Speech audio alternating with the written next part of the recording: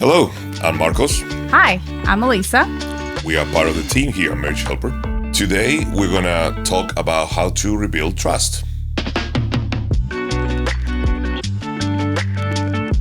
Well, in our personal story, my wife was going through an affair. So, yes, trust was broken. During my stand, she kept having that affair. So the trust was broken every day, continuously for a period of time.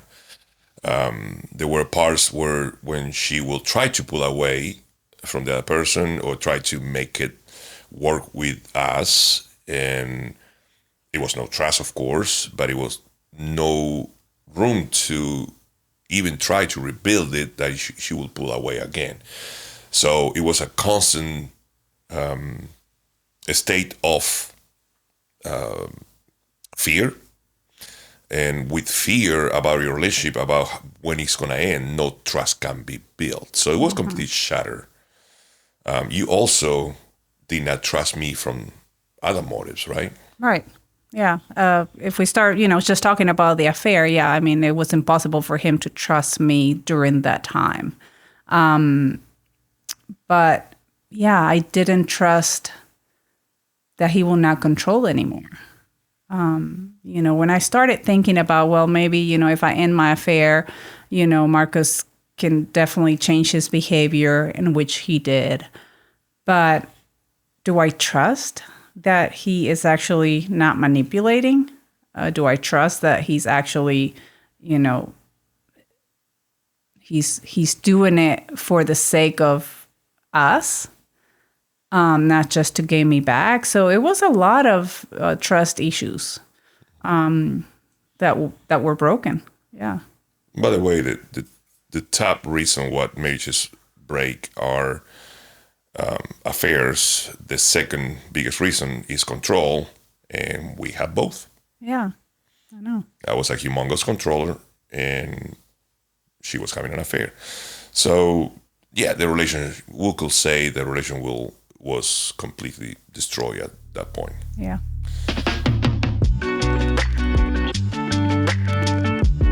The how to rebuild trust question has a lot of layers. A lot of people try to jump the gun and go into, okay, how I'm going to trust him or her again. And that's not the point. There are a lot of things that has to happen first. Part of rebuilding trust, before you even start rebuilding trust, is rebuilding some other areas that they are broken. You cannot go into rebuilding trust if you guys are using horsemen and, hurting each other.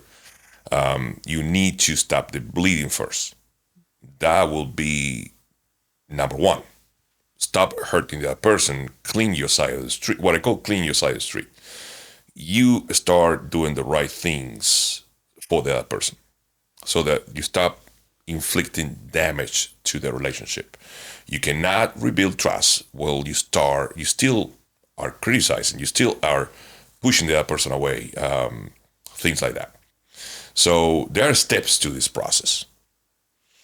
In our story, we came to the workshop. She was having an affair. She chose to continue the affair after the workshop. I choose to stand for my marriage after the workshop. And we could not rebuild trust at that point because we were not, both of us, invested in the marriage. It was just me. At that point, it's like I found a lot of my clients in stage, let's save the marriage, not let's rebuild the marriage. So during the save the marriage part, all you do is no pushes, try to evoke some pulls, work on yourself, work on your pies, nothing with trust yet. If you try to impose certain boundaries, certain things, force the other person to do something, become accountable, and they're not interested in it, you're just going to push them away. Everything has a place. So there are a lot of stages of that crisis that you shouldn't even try to rebuild trust, if I can say it that way. Yeah. And now, thinking back, how many times did I tell you, yeah, I'll end the affair? and then that Like a didn't ceiling? happen. I will say, okay, yeah, I'm done. Put me back in the cage. That's the words I used to use. Or I will give him my phone, and then, not even 24 hours later, come back and say, I need my phone back. I can't do this. Let me just, get out of my cage again. So can you imagine rebuilding trust in that particular moment? In that environment. It was impossible until the day that I actually ended the affair. When you start rebuilding the relationship is when you start rebuilding trust.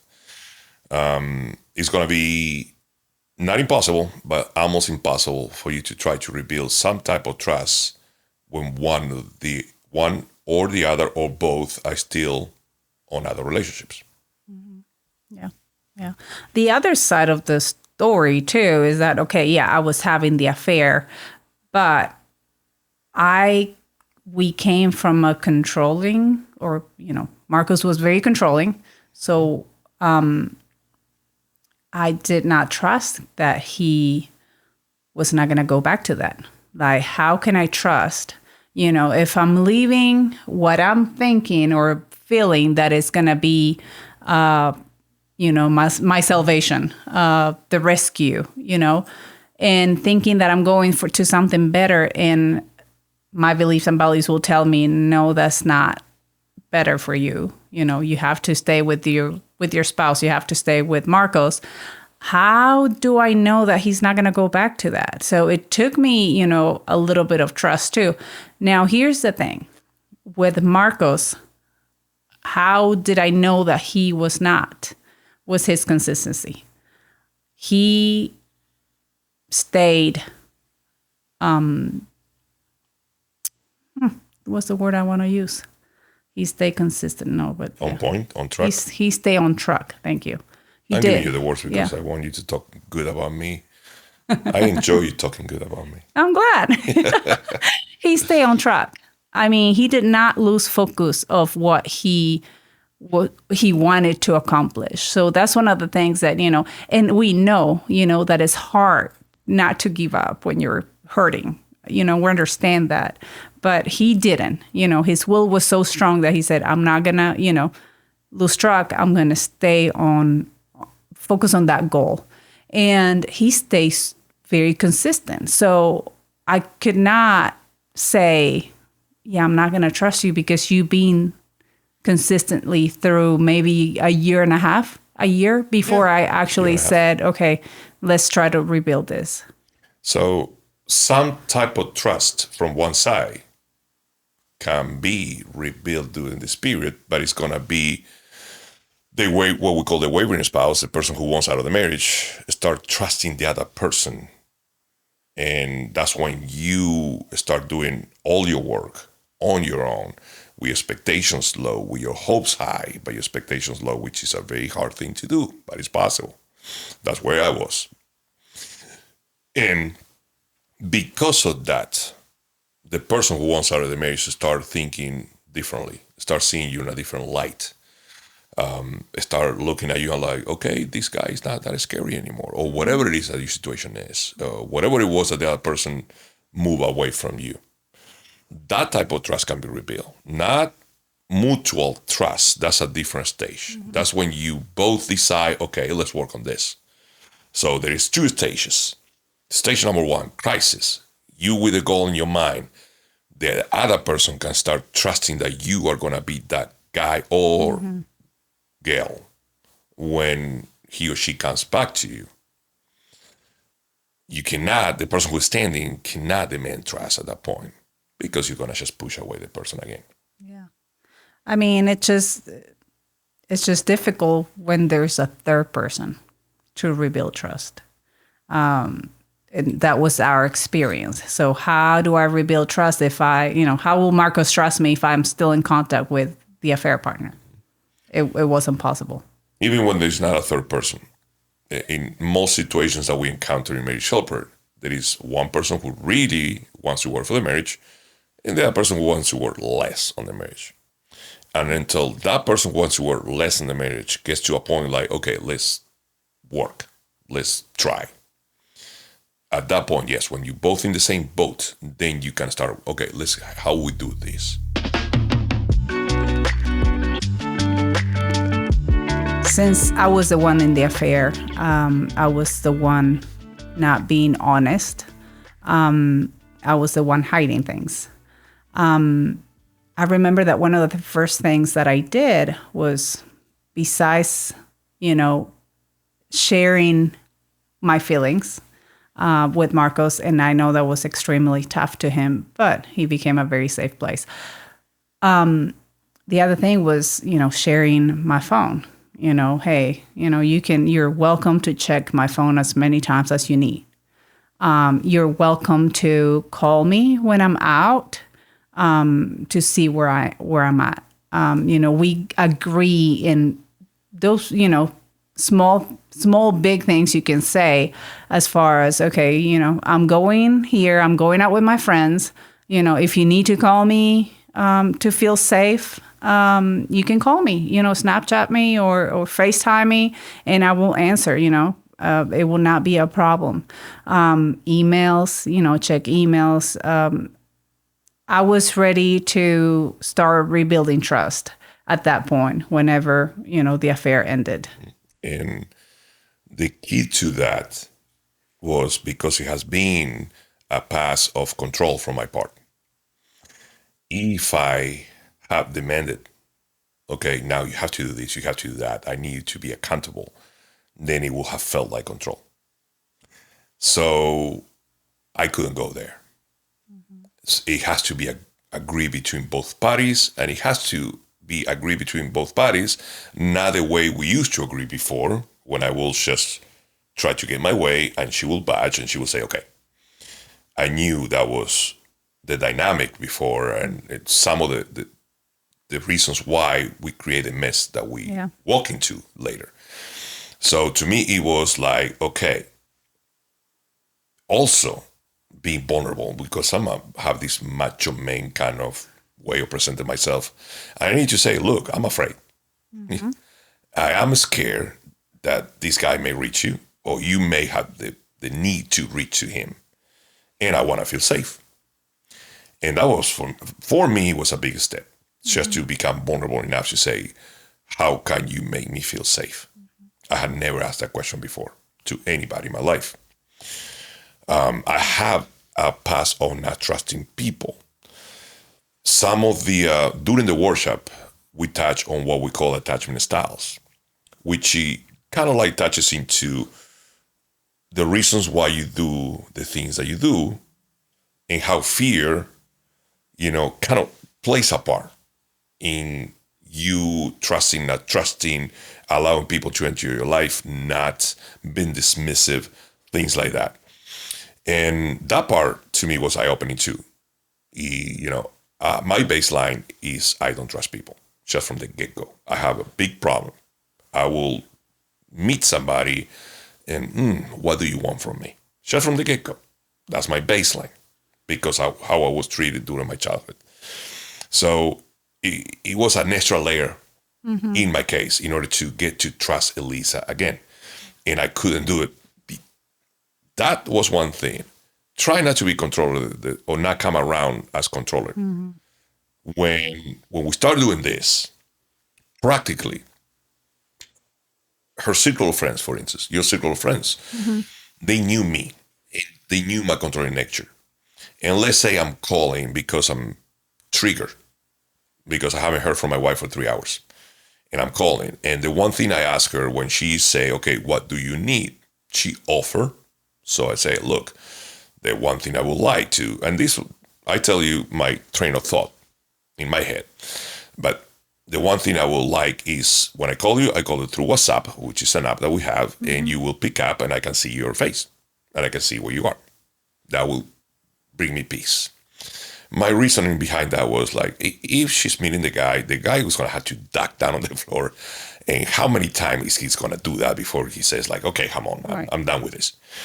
That was my reasoning, honestly. And but that's what I asked. She agreed. And I didn't use it often. I used it very, very seldom.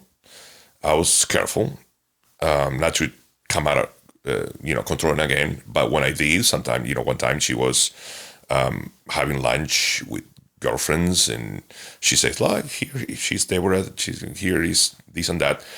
And as soon as we hung out the phone, all her friends go like, "Why he needs to call you?" Blah blah blah blah blah. And that's part of the deal. Yeah. She needed to defend me, like, okay, we are rebuilding trust. Right. We are in the process of reconciliation. I want this. All those things need to happen. We need to be able to work for each other, Yeah. to attack our triggers, diminish our triggers, and bring us peace by the way we interact.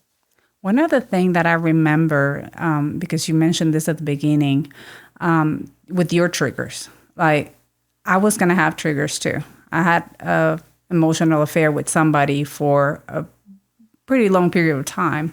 And yes, you go through a grieving process. Yes, you will miss the person. And I know, a lot of standing spouses may not want to hear that, but that's usually the way it goes. And it went that way with me. One of the things that we agree was to, if I get triggered, to contact my affair partner again, I will either call Marcos or call my coach, my marriage helper coach. So they will, talk to me, pray with me, whatever. Sometimes because I felt bad telling Marcos that I was triggered to call my affair partner, I would just, tell him, hey, I'm here in traffic and I have nothing to do. And I saw this person, she was wearing some weird stuff and we were just start talking about something.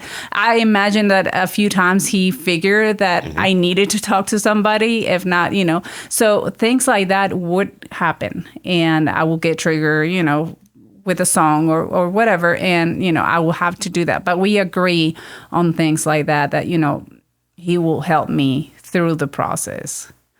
And another thing that helps rebuilding trust during the process from the standpoint of the standing spouse, go back to another subject, which is called smart contact that we have, which is to never take more that is given to you. So I made sure that I made her feel safe by not pushing my way in. I never said, okay, how long is it going to take? Yeah.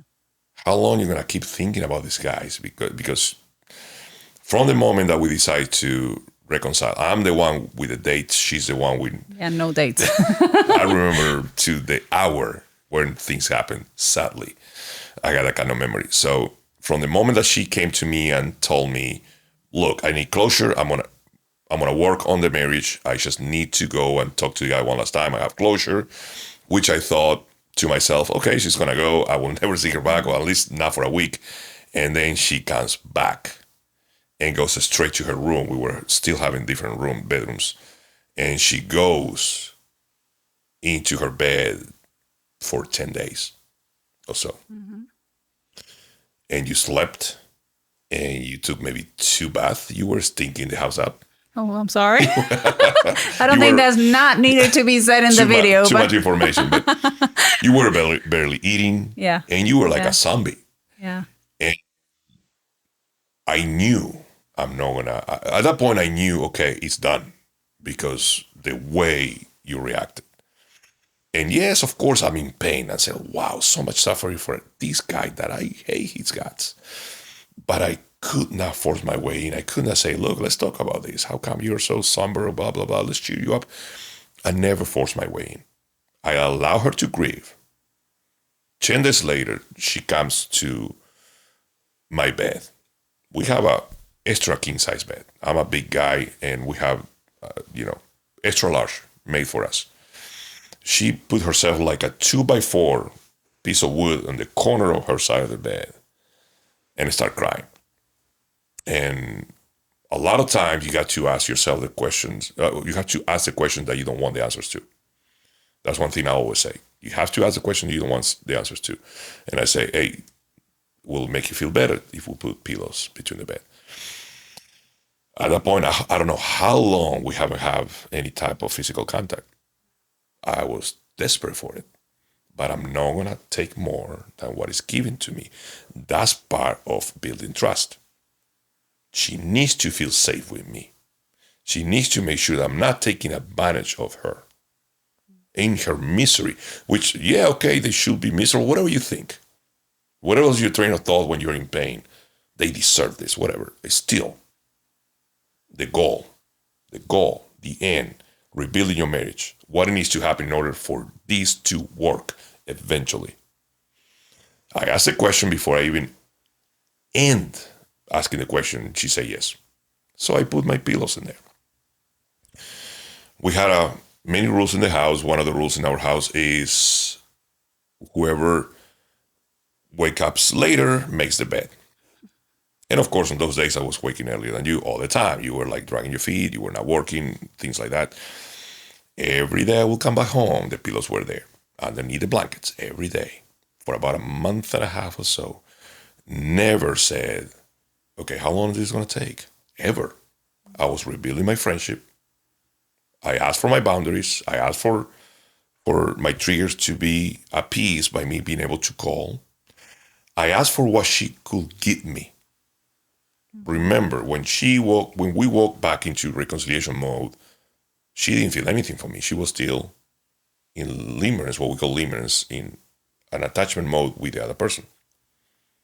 I actually had lost all my love for her too. I mean, 2 years of standing, I had lost my love for her. I was just standing because I'm stubborn at that point. And it was no chemical connection at that point, no sparks or anything. But I never tried to impose my way. I made her feel completely safe on that end. Until one day, sometime later, I come back home, no pillows in between the bed. I'm jumping like a kid, but still like, okay, I'm scared. Oh, look, we are men's. You will understand what I'm talking about here. I mean, no contact, no physical contact for a long period of time. She goes, month and a half, she kind of start crying again. I had to ask the same question again. I definitely didn't want to ask it one more time. I ask it again. And she say, no, it's fine. That's how you rebuild trust as well.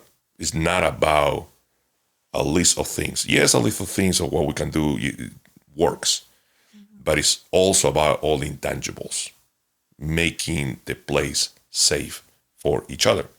And if it's only one-sided for now, it's only one-sided for now. And I'm just talking to the standing spouses on this one.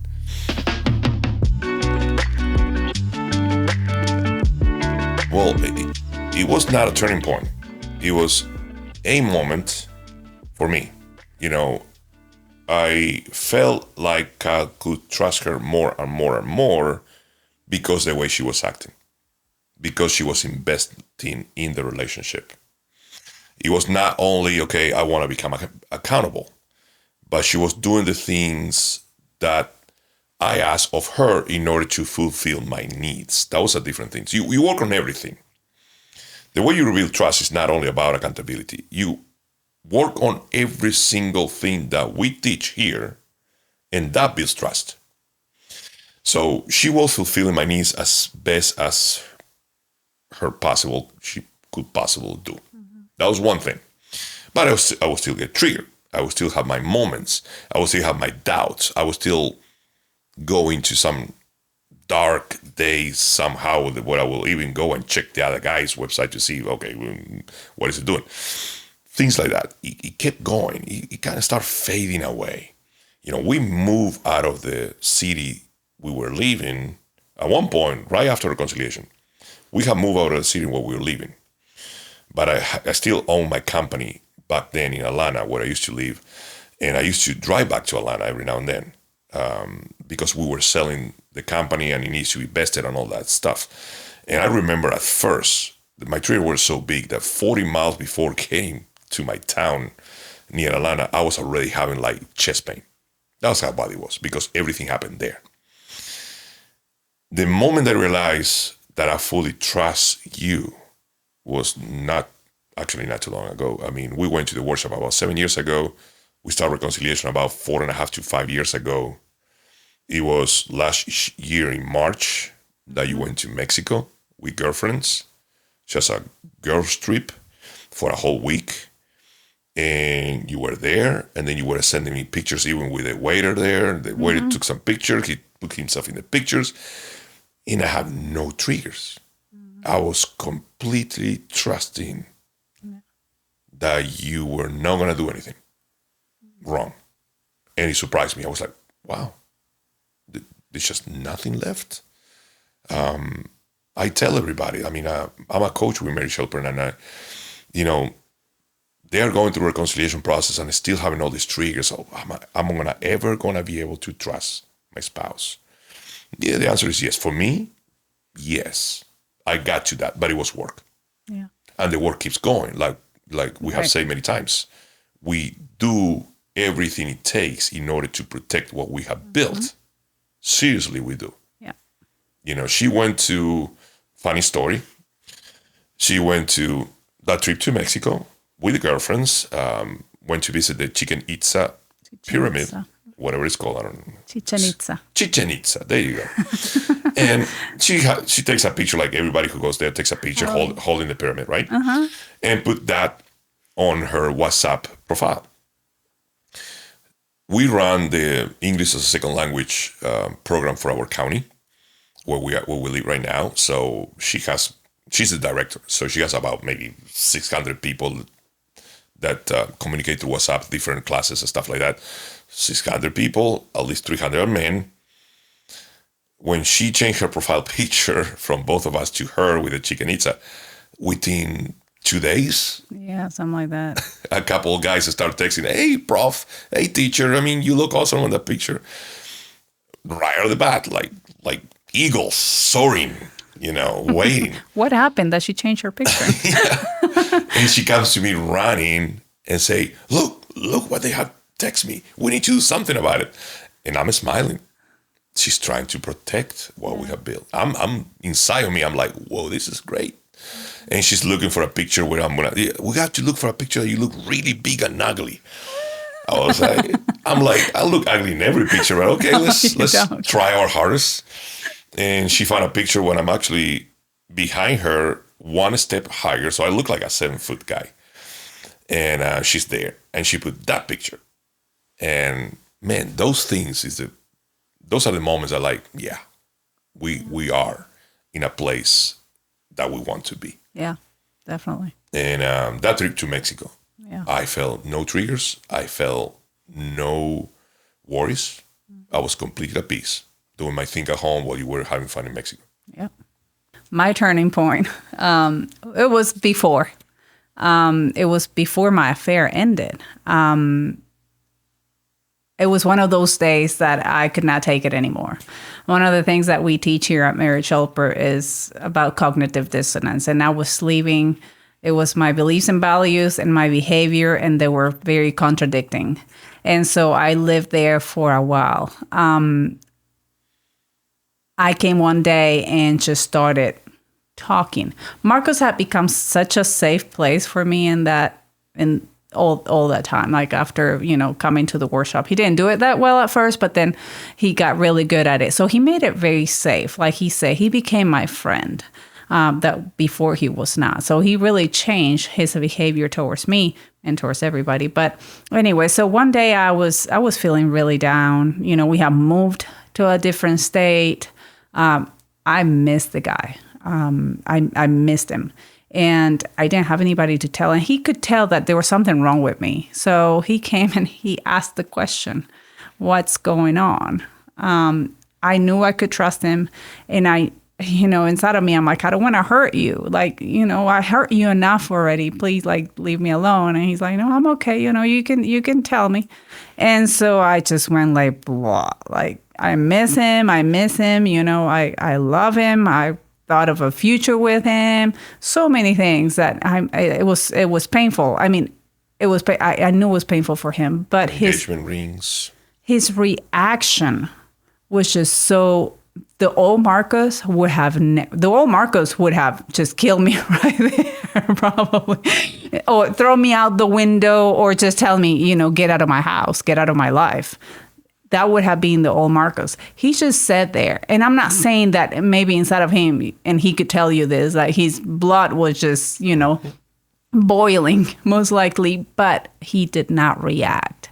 He just kept a poker face and did not react. So when I saw that, and I wasn't doing it to test him, I was actually having a bad day. But when, going through that was like, whoa, like, I could say pretty much anything.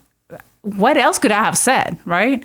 I could say anything to him, and he is just so graceful and peaceful, and here to hold my hand and to say, hey, it's gonna be okay. And that's just, it was overwhelming, good overwhelming. Well, it's not about becoming a robot, okay?